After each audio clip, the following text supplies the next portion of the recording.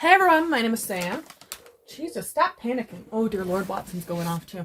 Hey everyone, my name is Sam. Thanks for checking out this video. If you get to the end and liked it, then subscribe, bell notification, give the video a thumbs up, that shit. TBR for September. I've been holding off on making this video, honestly. I'm filming it on Monday night. I normally film on like Saturday mornings and stuff, but I've mentioned this before. I may be moving. I'm waiting to hear. So, you know, this is all kind of, you know, if I end up not moving, then this is my plan. If I end up moving, Lord knows what the fuck is happening. And so yeah, this is my game plan. I think I read all but one book that I had on my TBR in August, right? Yeah, Jesus Christ, it's September.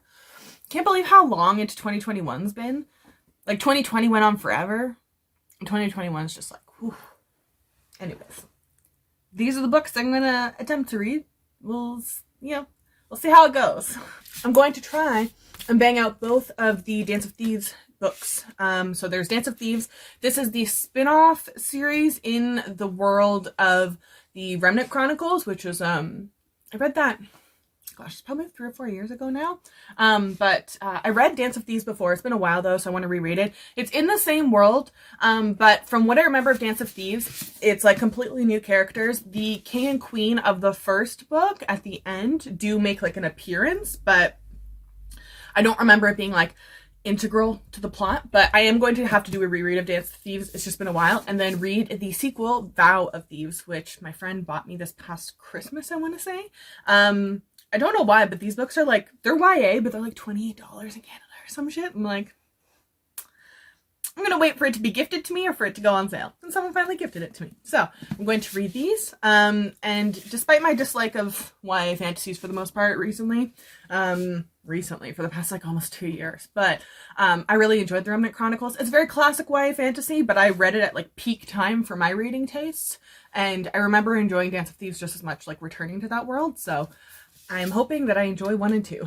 I just remember there being like, I can't remember if she's a soldier for the queen sent on something or other. I don't know. Then I'm also going to try and finish another series this month. But this is one that I was originally, I kind of forgot that I had those books, but didn't. But then I was finally like, you should just finally read those. This one. Okay. I'm going to be trying to finish off, well, I'm going to reread. Honestly, it's been a while. I'm going to try and read the Diabolic trilogy. The final book got pushed back a couple times, so I just kind of kept waiting and waiting. It's just been a while since I read the second book, let alone the first book, so I just want a refresher. It is a sci-fi. Why a sci-fi? The twist at the end of the Diabolic, I remember hurting an awful lot. Like, it was great, but it was so good. And so a Diabolic is ruthless and powerful and has a single task to kill in order to protect the person they've been created in order to protect the person you've been created for, nothing else. For Nemesis, that person is Sidonia, heir to the Galactic Senate. The two grew up side by side, and there's no one Nemesis wouldn't kill to keep her safe. But when the power-mad Emperor summons Sidonia to the Imperial Court as a hostage, there's only one way for Nemesis to protect her, and that is to go as Sidonia. And now one of the galaxy's most dangerous weapons is masquerading in a world of corrupt politicians, two-faced senators' children, and the Nemesis must find within herself the one thing that she's been told not to have, and that is humanity. And I remember, like, at the end of this book, like, wasn't okay. And I remember the romance. Was there a romance? I remember a romance in this. I could be totally lying. I remember romance, and I remember not hating it. But I remember really, really enjoying the politics of this. So it's just a continuation. And the Empress was a lot more political, which would make sense after the end of the Diabolic. So I'm very excited. Very, very excited to reread these two and refresh it, because this series was just bonkers. It's so underhyped. It was so good. And then to finally get a freaking conclusion, because it's a series I've paid attention to and watched. There's been no marketing and no hype for this series, and yet I have waited and waited and waited and finally got... I'm pretty sure I pre-ordered this, because I don't remember buying it full price, and it doesn't have a book outlet thingy on it, so I must have pre-ordered it. So, finally reading this. Finally.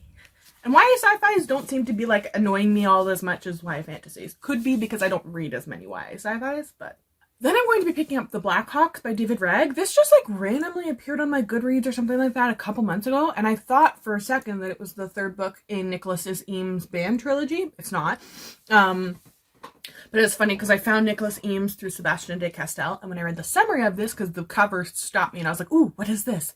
I was like, wow, this sounds a little bit like Grey Coast from Sebastian de Castell.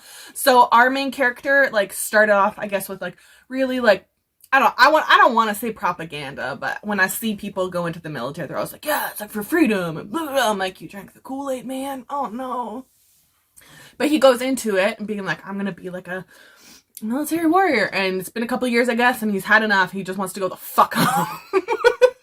Wants to get the hell out of here. And basically he gets an opportunity of, we'll let you leave, but you have to, your kind of last mission, in order, if you do this, we'll let you leave. You know, you won't get any like reprimands or being shit or be chased after for leaving or anything like that.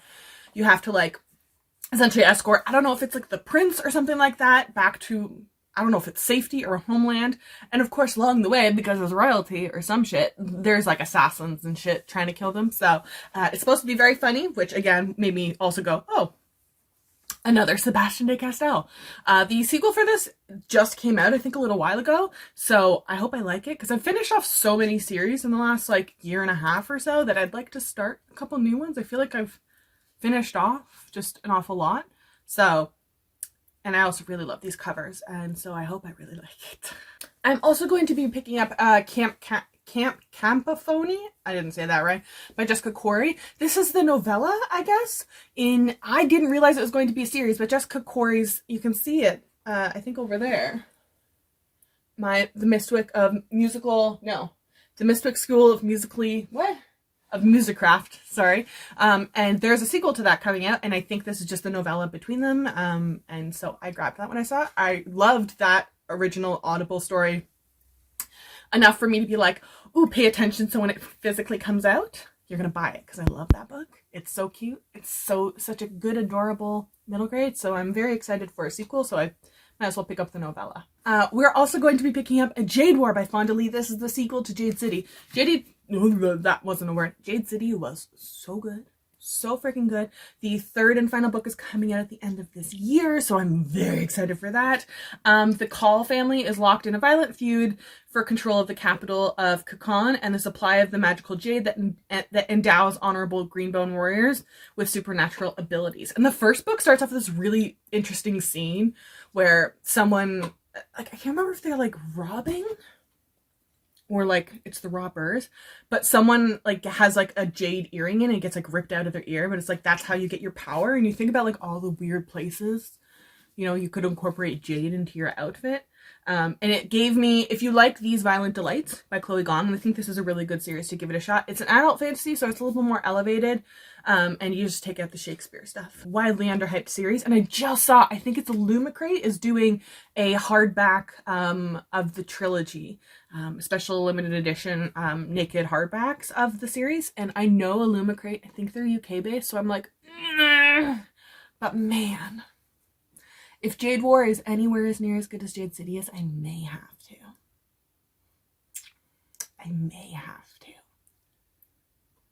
Hopefully it sells out or something, so I can't, but I'm very, very, very excited for this one. Then I'm picking up the sequel to The Bear and the Nightingale, The Girl in the Tower, reading along with the TBR and Beyond group, where this is a series we're reading one book a month.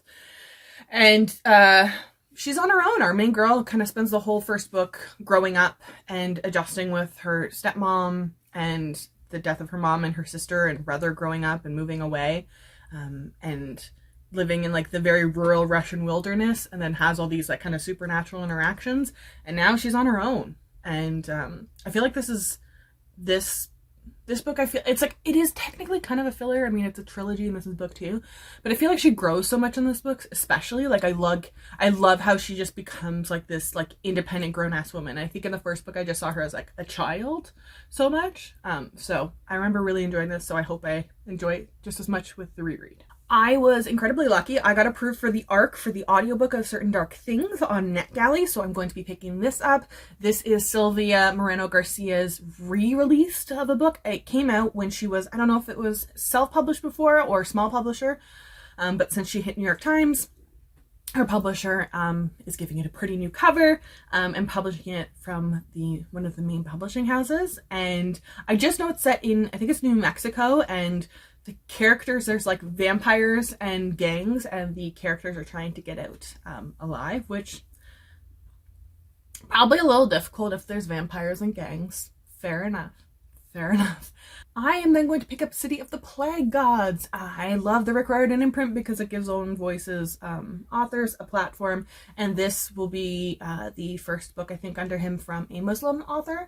I just know that it's supposed to, it kind of just sounded like Percy Jackson, but the main character is Muslim, and I can't remember, I read this summary a while ago before it came out, but something creates like a beast and it's unleashed on like Manhattan, and our main character is going to fight the beasts because that's just what middle grade boys do, apparently. I'm picking up The Heart Principle because I'm going to be lying to myself if I said that I'm not going to be reading this book the day it comes out, which is the 31st, which is the day this video goes up.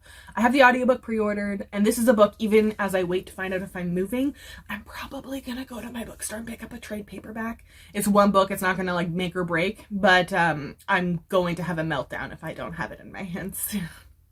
I desperately need this. This was supposed to come out last year, and it burned my soul when I saw it got pushed back by like a whole year or something. I know it was like mental health issues for the author. I understand that.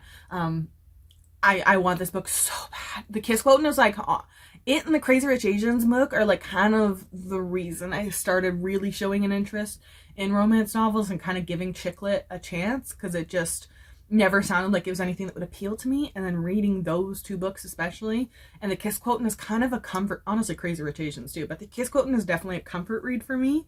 I never thought I would find a contemporary romance that was like that for me. So I also just, Quan, I want something good for him. I love him. The main character starts off, I guess her long-term boyfriend wants to have an open relationship before deciding if he wants to settle down. Don't marry that man. Don't ever marry the man who says that.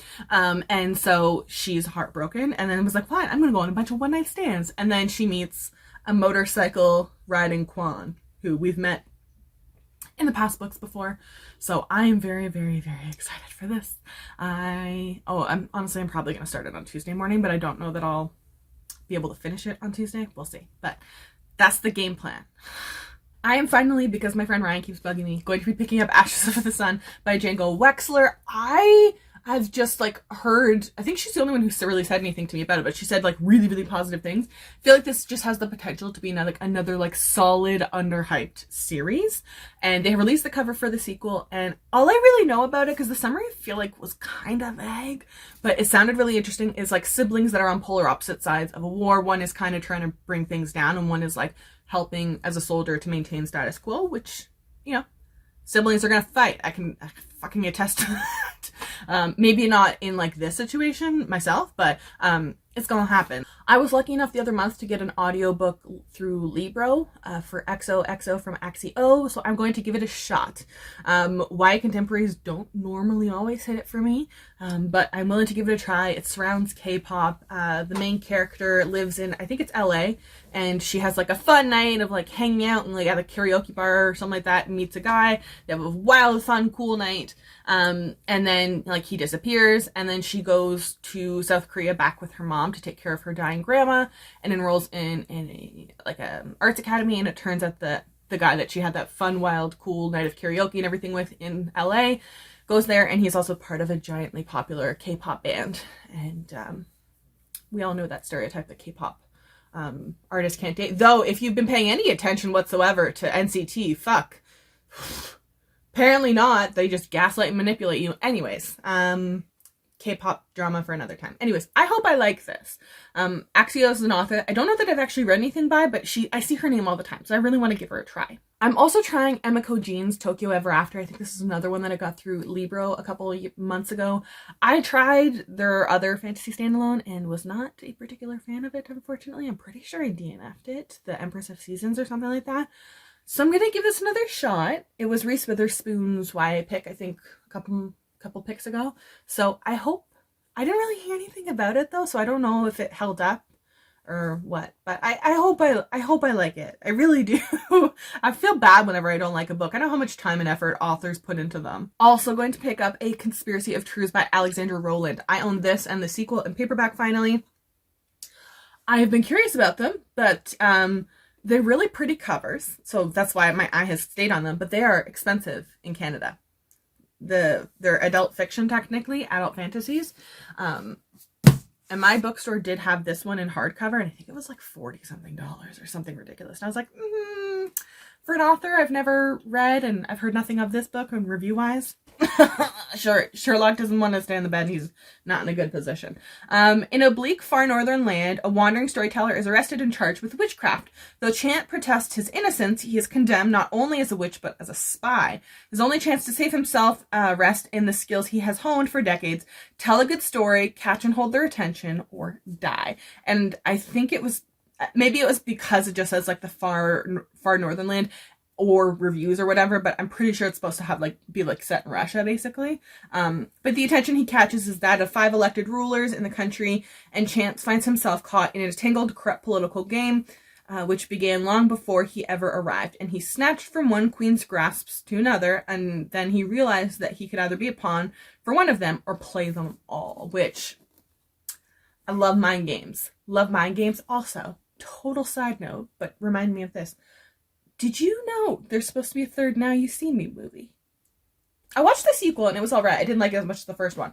But there's this sound going around on TikTok right now that's like, this I didn't know I wanted this, but I'm getting this. This is my Joker. I'm gonna be worse than men were with the Joker movie, right? And I'm like, yeah, that's gonna be with me with the third Now You See Me movie. The first movie, I rewatch that movie like once a month or something like that. It's so fucking good. It's so good. It's like, I would go to my grave. I would forfeit the rest of my life if I just got to rewatch 2 things. Remove my memory and got to rewatch it as if it was the first time. One is the ending of the first season of The Good Place, because that fucking was amazing. And 2 would be rewatching the scene in this where they, spoiler alert, but the movie's been out for fucking ever, if you haven't watched it at this point, where the horsemen steal all the money from their insurance backer. It's so fucking good. I love it. Then I hope to pick up A Walking in Two Worlds from Wab Canoe. He is actually a Canadian politician. Heads up, we have a Canadian election coming up for the Canadians watching. Please go vote, unless you're voting for the Conservatives. Then, But Wab Canoe is an NDP Indigenous person who was in the news a couple months ago, actually, because they have, in peak white Canadian man edition, there's been a lot of stuff going on with residential schools here, and I think is it Manitoba? Manitoba has a ton of Indigenous people as well, but in Manitoba they hired they appointed their new Minister of Indigenous Affairs or whatever, and at his induction ceremony he was like, well, I know they used the residential schools and they had good intentions, and Wab Canoe was like, no, and interrupted him and was like, no, I can't let you say that in front of reporters and everything. It was wonderful. I just know that it's an Indigenous author with an Indigenous main character, and it's a YA fantasy that I'm not a big fan of, but getting Indigenous authors published from Main House Publishing that is not residential school trauma stories is still really difficult, so I'm going to support that, and I'm very excited to read it. Hopefully it's wonderful. I am pretty sure, is this a self-published book? I'm not sure. But Gray Hair Don't Care. Honestly, I want to read this, and it caught my attention originally because the main character's boy toy in the cover. I love her hair, but also that looks like Keanu Reeves. Him and Brendan Fraser deserve the world. They're Canadian gems and icons, so I want to read it desperately. The main character is recently divorced, I think it is. Everything went wrong, and then she went gray at 47. Newly divorced makeup artist Leela Bennett is dreading her next steps, dating, meeting people, not letting herself go, and then she runs into Donovan. His name had to be Donovan James, and tries something different, sleeping with her sexy crush from college.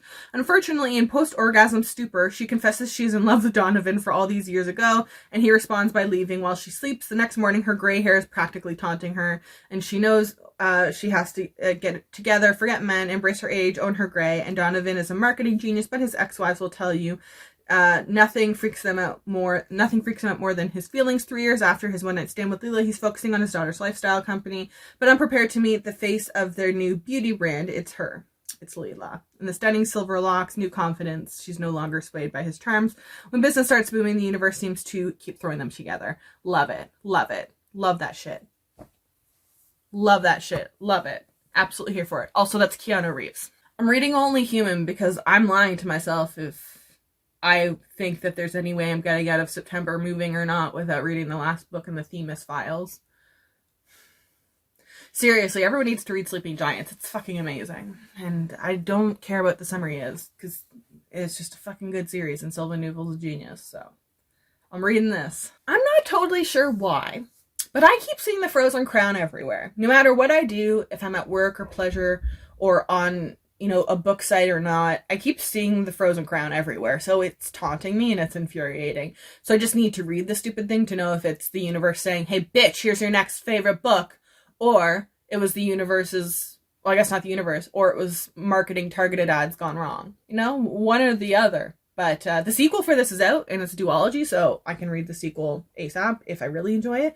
I'm also kind of trash for any book with a crown on the cover that is, illustrated. Not just a picture of a crown, but, illustrated. Don't know why. I don't want to say it's sexy, but I find it really attractive. What does that even mean? I just know it's, labeled as, magical and political, which, can be either super boring or a really mean book, sometimes both. So we'll give it a shot. And lastly, I'm going to be picking up The Charm Offensive by Alison Cochran? I don't know. The publisher was so very generous. They messaged me on Goodreads asking if I wanted to read an arc of it. Unfortunately, I'm not able to read ebooks really because of my eye issues. And thankfully, I haven't had a watery fucked up eye day in a few weeks now, but it's pitched everywhere as for fans of Red, White, and Royal Blue, which again I heard that and was like, fine, you got me. Dev Deshpade has always believed in fairy tales, so it's no wonder when he's spent his whole career crafting them in a long-running reality dating show called Ever After. As the most successful producer in the franchise's history, Dev always scripts the perfect love story for his contestants, even if his own love life is, crash and burns. But then the show cast disgraced tech wonderkin Charlie Winshaw. It's not a romantic book, if there's no one named Charlie. Right? Charlie's far from romantic Prince Charming that they expect. He believes in true love. He doesn't believe in true love, and he only agrees to do the show as a last-ditch effort to rehabilitate his image. In front of the cameras, he's stiff and anxious mess with no idea how to date 20 women on national TV, and behind the scenes, he's cold and awkward and emotionally closed off. As Dev fights to get Charlie to open up to the contestants on a whirlwind worldwide tour, they begin to open up to each other, and Charlie realizes that he has better chemistry with Dev than any of his female co-stars. Love it. Sounds interesting. And thank you so much to the publisher, because I said I couldn't read ebooks. They said, we don't think we have any paper ones left. I said, that's all right. I'll watch for it. Thank you anyways. And then they sent it to me. So that was awesome. Thank you very much. And I feel like I have a good mixture this month of contemporary romance, fantasy, sci-fi, adult fantasy. I actually don't think I have a middle grade. No, I have one middle grade in it this month. Not a lot, but I think it's a good balance, and maybe that'll be how I continue to potentially enjoy YA fantasy once in a while, is a part of everything else rather than making 90% of my TBRs YA fantasies and burning out again. So that's the game plan. Let me know what you plan on reading, if you plan on reading any of these, if you have read any of these, what your thoughts were. Yeah, that's it. Anyways, I will link my Goodreads and Storygraph shelf of my TBR down below. I will also link all of my social media. If you follow me, I will follow you back as long as you don't have a super sketchy account. And yeah, I will see y'all later. Have a wonderful Tuesday.